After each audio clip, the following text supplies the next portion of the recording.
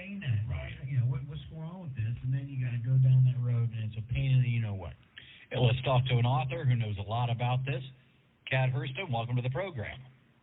Hi, how are you guys doing? Doing great. Kat, you're an MBA. You've written a book at least, by something to talk about. And we're talking about this kind of thing, Kat. Now, how do you, because the most common story is you ride Christmas out and stay with the person until you get through Christmas. And there's not too many people. I will tell you myself, I did break up with one girl during Christmas break, for lack of a better way to put it, and it did not go well at all. You heartless. Well, but it was, the writing was so far on the wall. It's like, let's just, come on. We've already screwed up Christmas. Let's not wreck New Year's. Yes. I don't want to do that to you. Knock yourself out. Is that a wrong thought?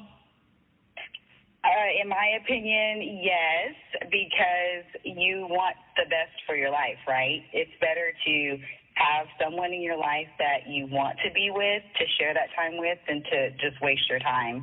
Even in my book, I talk about the more I think, I thank you, and that speaks about that very subject, because when you think about your past, you think about all the people that's kind of messed up your life or altered what could have been for your life, it really depends on us and making the right decision to say, no, I'm not going to settle for less than what I deserve. But sometimes, though, again, you're going to all the events, and you're going over, the in-laws' house for Christmas Eve, and then this family members. Is it sometimes better just to say, look, we'll suck it up here, and in like 3 or 4 days, then we can kind of do this, or that's when I pull the trigger? No? January 3rd. What's wrong with that? I say absolutely not. Just because life is too short, and you should be happy and genuine, because you're stealing that person's life away and yours too. Why not just be happy with self and say, look, this pain will soon go away. It's not your fault. I'm moving on. But, Kat, to my partner's point, too, he said that a minute ago, I hate to be selfish, but I am. It's a lot easier to stay with Sue and go to my mom's Christmas gathering as opposed to going there. Well, because and my mom going, where's Susie at? Well, see, Mom, long story. As opposed to showing up, eating some shrimp, having a glass of wine, boom, out. Yeah, it's called peer pressure. Yeah. Family peer pressure. And that's the everyone loves the holidays. Exactly. It sounds like you need to dig deeper into my book as well and read some of the stuff that it does to a woman when you aren't honest with her. Really? Yay. Yeah. Women want honesty? Come on. Yeah, we do. At the end of the day, we do, because at the end of the day, it's going to help us open doors that are closed to us right now, right? And that's for men and women. Kat Hurston's our guest. But, you're saying women, but I think it works both ways. If you don't want to be with me, I want to know. Don't muck about here. Just let me know what the hell the story is. That's right. That's right. And that's what my Something to Talk About is all about, is just digging deep and saying the things that we're scared to say to one another and enjoying the experience of life. And if you're not enjoying the experience of life in that relationship, why have it in your life? Valid point. But now, Kat, what happens if you are the dumpee? Right? What if your whole family you're the one that got broken up with and told you, hey, see you, don't want to be you. And now then you're on the other side of the stick and Mom goes, where's Susie at? Right. Do you suggest going through that whole thing right then and there, or just say, oh no, she was sick or he was sick, and then just dealing with it later? I would just say, yeah, things happen. It didn't work out. And find things and outlets that you enjoy to do that you can do by yourself.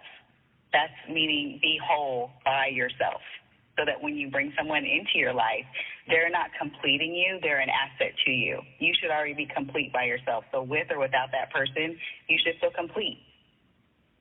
No question. Here's another question. What happens if, let's say I was going out with a girl and, I bought her a bunch of, really expensive gifts. Oh, you got the diamond necklace. Yeah. What do you do with those? Do you still give them the gift? Do you say, or do you take it back to the store? Do you give it to the next girl? What do you do with them? Absolutely not. That's a bad investment. So it's just like buying a house, but you have no intentions on paying the mortgage. don't buy the house. But now let me say, I would think some guys would look at it as a way of kind of letting her down easy, right? I'm breaking up with her. She's going to be just beside herself. But if I give her these pair of diamond earrings, that may lessen the blow a little bit. Is that a stupid idea? Rock, I'm going to follow up with that. And Kat Hurston's our guest. Is that, you think you're being nice by letting somebody down easy. It's like, hell, I've already spent the whatever, $500, $1,000, whatever it is. And you just give it to them. You kind of ease your own guilt a little bit. Are you pumping her? I guess you're pumping her up too much, right? You're like, oh, here's $1,000 pair of earrings.